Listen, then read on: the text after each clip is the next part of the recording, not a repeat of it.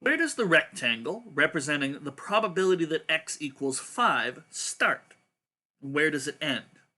So this is actually going to be very important for us a little later on in the course. We want to get comfortable with what's called a continuity correction, and that really boils down to understanding how a histogram is put together. Okay? And I like histograms. They're a nice visual representation of probability, and now, thanks to what we've seen, probability and area are connected.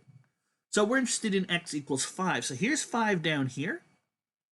So the box representing 5, or the rectangle representing the probability x equals 5, is this one right here. We're asked, where does it start, where does it end? Okay? So reading from left to right, we see we start here, we end here, but that's not a very satisfactory answer. Notice, and this is always the case for histograms, the boxes, the rectangles, start halfway between values. So halfway between 3 and 5 is 4. So the probability, the rectangle starts at 4, and it ends halfway between the last shaded thing and the last unshaded thing, and the first unshaded thing. So halfway between 5 and 7 is 6.